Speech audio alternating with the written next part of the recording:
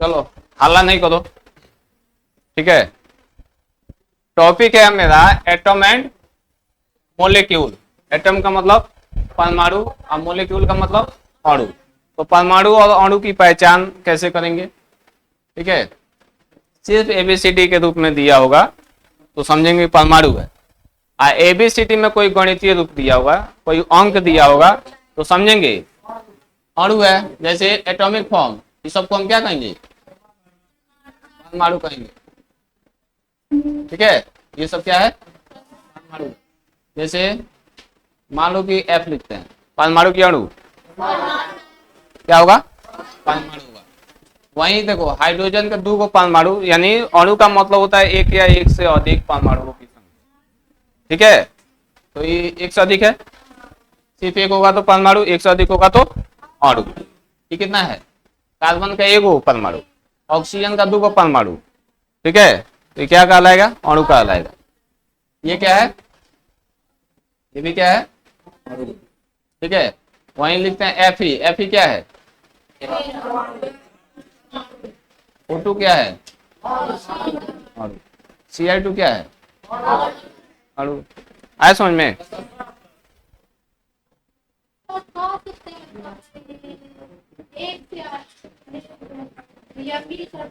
हाँ, एक से अधिक परमाणु की संख्या अणु कहलाएगा। मॉलिक्यूलर मास, पहले भी तुम लोग को बताया गया मॉलिक्यूलर मास। जैसे कार्बन कितना परमाणु है, कार्बन का 2 परमाणु। हाइड्रोजन कितना परमाणु है, कार्बन का द्रव्यमान कितना होता है। मॉलिक्यूलर मास हमको अगर निकालना हो तो C2H6, ठीक है। तो कार्बन का कितना भार होता है, 12 MU होता है ना। तो 2 कार्बन है तो 12 दूना 24। हाइड्रोजन का कितना भार होता है, 1। 6 हाइड्रोजन है तो 6 का टोटल मिलकर कितना बनाएगा, 30 AMU। AMU का full form atomic mass unit, दूसरा नाम यूनिफाइड मास यूनिट, ठीक है। यूनिफाइड मास यूनिट, इसको AMU या किससे दर्शाएंगे, U से, AMU या U से, ठीक है। जैसे यहाँ है CO, कार्बन मोनोऑक्साइड, इसको हिंदी में कहेंगे कार्बन मोनोऑक्साइड। कार्बन को है, एक ऑक्सीजन को है, एक कार्बन का भार, एक ऑक्सीजन का भार, 12 या U। आई बात समझ में। हमको नहीं लगता है कि तुम लोग से गलत होगा ये चीजें, ठीक है।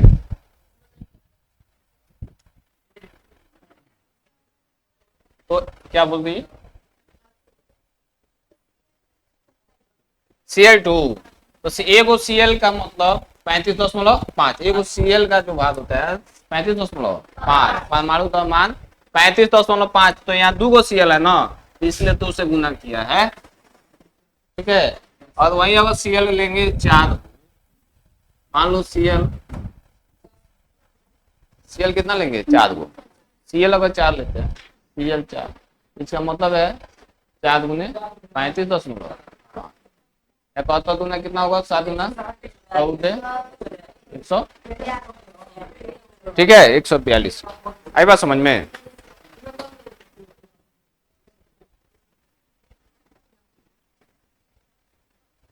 अच्छा, जैसे अगर तुम लोग को दे दिया जाए, एक हम लेते हैं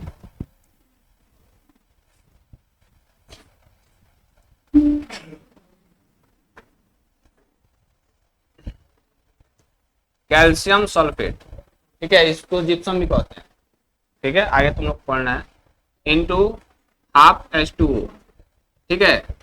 इसका बताओ मॉलिक्यूलर मास, आणविक द्रव्यमान इसका कितना होगा। सबसे पहले क्या करेंगे, कैल्शियम का कितना हो जाएगा, तो कैल्शियम में पहले देखो, एक वो है, एक कैल्शियम का भार कितना होता है 40, जोड़ सल्फर, सल्फर का भार कितना होता है 16 दूना 32, ठीक है। उसके बाद ऑक्सीजन को हो गया 4, एक ऑक्सीजन का द्रव्यमान 16 चौका लिख देंगे, ठीक है। इसके शांति भी हम क्या देंगे, इसमें हाफ H2O जुड़ा हुआ है, तो जोड़ 1 बटा क्या करेंगे 2, मन करेंगे कोष, ठीक है। अब इसका भार कितना होता है, H2O का भार कितना बार रिपीट किया लो 18 कितना होता है 18 से 16 को ही आधू को ही अब कितना हुआ 18 टोटल हो गया। दो को हाइड्रोजन दो एक ऑक्सीजन 16 16 18 भाई गुना में दो इसको क्या करेंगे काट देंगे। अब जोड़ दो 0 2 2 4 6 6 हाथ में 1 4 1 5 3 8 6 14 इसमें नहीं ना है 145 क्या होगा है समझ में। तो ऐसे बताएगा ना ऐसे तो उसको हम क्या करेंगे जो यूनिट देगा उसको हम लोग गुना करेंगे है समझ में। चलो आगे बढ़ा जाए ना।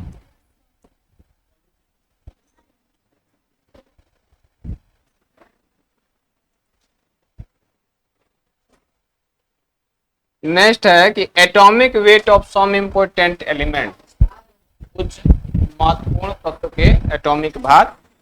ठीक है जैसे हम लोग सिर्फ 20 तक ही पढ़े हैं 20 तक ही जानने 20 के आगे जैसे फेरस फेरस का कितना होता है ये कम से कम याद कर लेना लोग।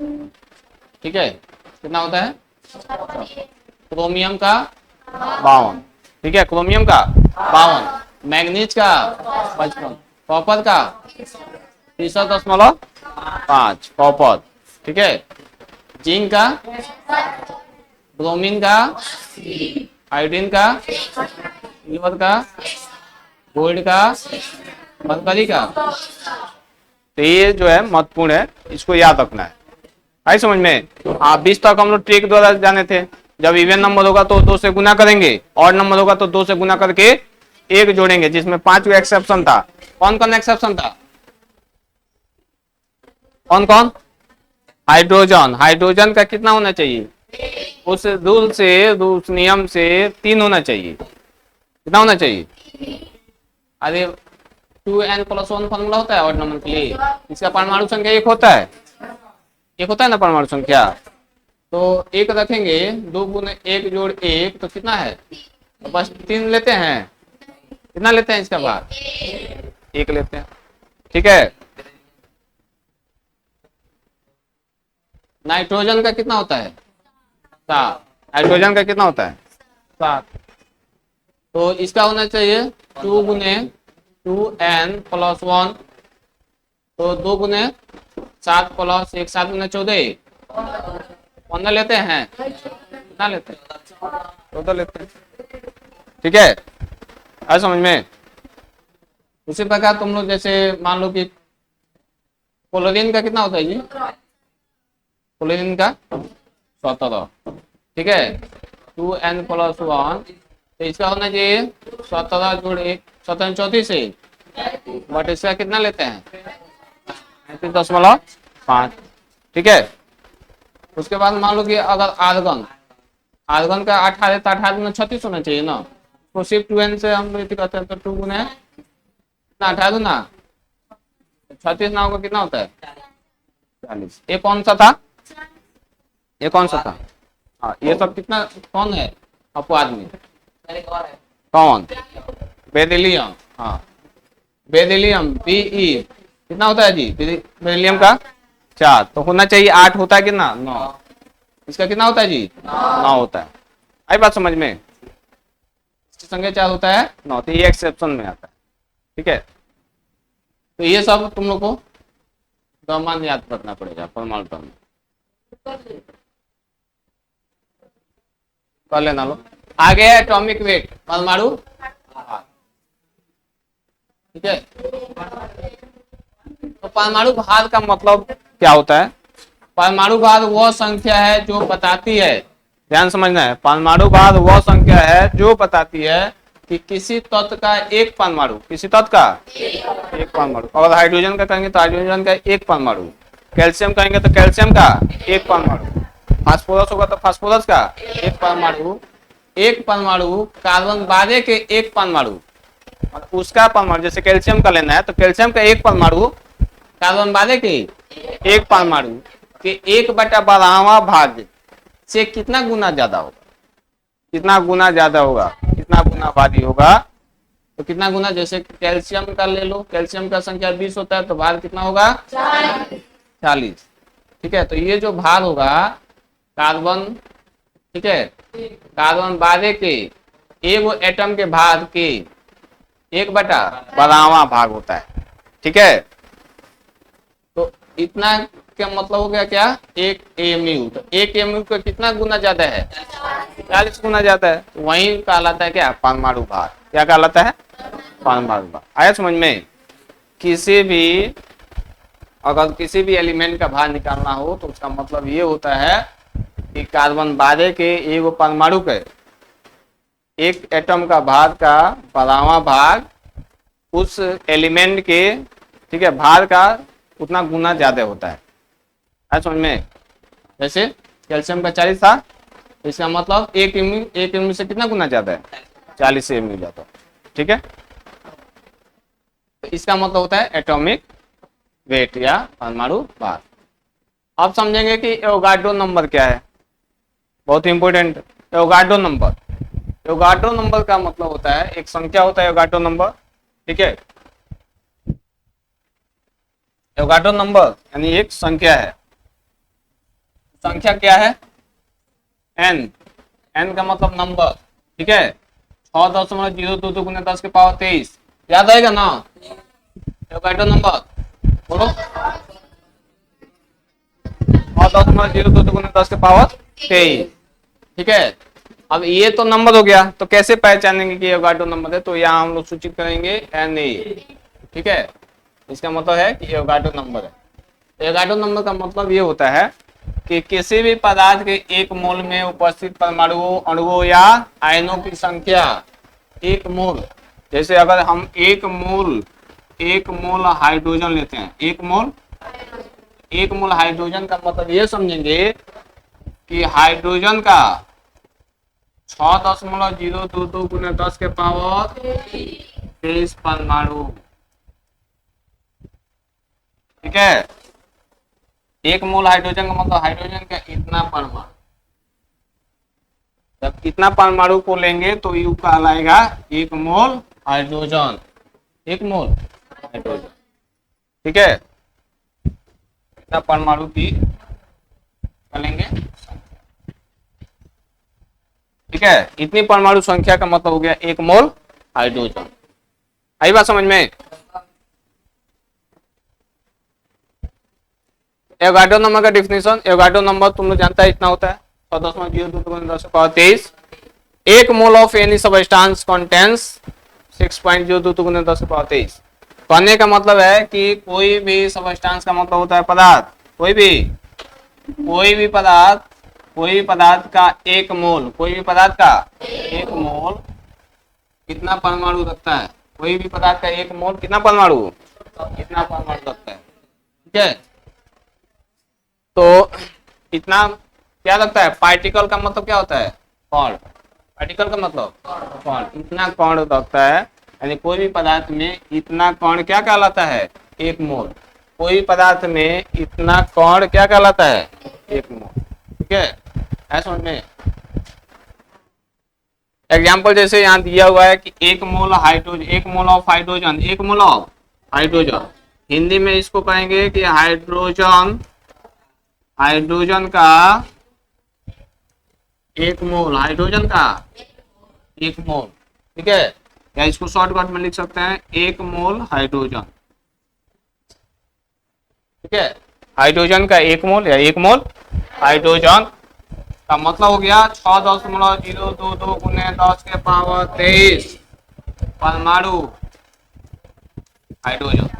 ठीक है, 6.022 गुने 10 के पावर 23 परमाणु हाइड्रोजन, या हम कहेंगे कि हाइड्रोजन का 6.022 गुने 10 के पावर 23 परमाणु। ठीक है, जैसे मन करे वैसे पढ़ सकते। आई बात समझ में। आगे चलो, अब यहाँ आओ। यहाँ दिया है कि mass of one atom of calcium, यानी कैल्शियम का एक परमाणु, कैल्शियम का एक परमाणु का द्रव्यमान, ठीक है, इसको पढ़ेंगे कैल्शियम का एक परमाणु का द्रव्यमान बराबर कितना होगा, 40 सेमी होगा। ठीक है, कैल्शियम का एक परमाणु का द्रव्यमान कितना, एक परमाणु का द्रव्यमान उतना होता है, तो मास ऑफ इतना परमाणु का द्रव्यमान कितना होगा, यानी कैल्शियम के इतना परमाणु का द्रव्यमान 40 ग्राम हो जाएगा। ठीक है, और वहीं हम पूछ सकते हैं कि ये बताओ 6.022 गुने 10 के पावर 23 ऑक्सीजन का इतना परमाणु का द्रव्यमान क्या होगा, बताओ कितना होगा, कितना होगा, 16 ग्राम। बहुत बढ़िया, कितना ग्राम, 16 ग्राम। वही पूछेंगे कि ऑक्सीजन का एक परमाणु का द्रव्यमान बताओ, एक परमाणु का द्रव्यमान कितना हो जाएगा, 16 लगातार देखो भी समझ लो। आई बात समझ में, जहाँ इतना परमाणु मिलाएंगे तो ग्राम में चेंज हो जाएगा, और वहां एक कर देंगे तो एएमयू में चेंज हो जाएगा।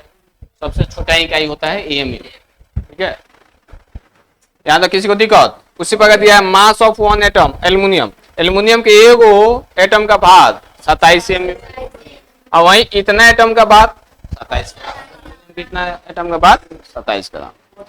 ठीक है, अब आओ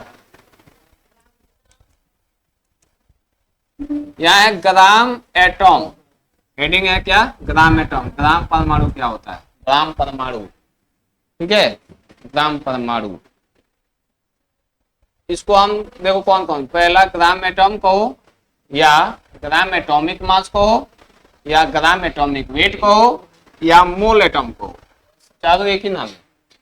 पहला नाम ग्राम एटम, दूसरा नाम ग्राम एटॉमिक मास, तीसरा नाम ग्राम एटॉमिक वेट, चौथा मोल एटम। ठीक है, अब देखो ग्राम एटम होता क्या है, ग्राम एटम क्या होता है, when atomic mass of an element is expressed in grams it is called gram atom। कहने का मतलब है कि जब तत्व के परमाणु द्रव्यमान, जब तत्व के, सबको पता है कि हर तत्व के कितना परमाणु द्रव्यमान होता है, सबको पता है, जब तत्व के परमाणु द्रव्यमान को ग्राम में व्यक्त किया जाता है, इसमें ग्राम में जब व्यक्त करेंगे तो उसी को हम क्या कहेंगे, ग्राम परमाणु कहेंगे। ठीक है, किसी भी तत्व के परमाणु द्रव्यमान को जब ग्राम में व्यक्त करेंगे तो उसको कहेंगे ग्राम परमाणु। क्या कहेंगे, ग्राम परमाणु। जैसे अगर हम लेते हैं आर्गन, क्या लेते हैं, संख्या कितना होता है, परमाणु द्रव्यमान कितना होता है, 40, तो इस 40 एमयू में है ना, किसमें है, तो जब इसको हम 40 ग्राम लिखेंगे तब समझेंगे कि क्या है, ग्राम एटम है। क्या है, ग्राम एटम। बात आई समझ में, यानी एमयू से उसको ग्राम में चेंज कर देंगे तो बन जाएगा ग्राम एटम। कोई दिक्कत, यहाँ तक कोई दिक्कत नहीं ना है, रहने दिया जाए इसको।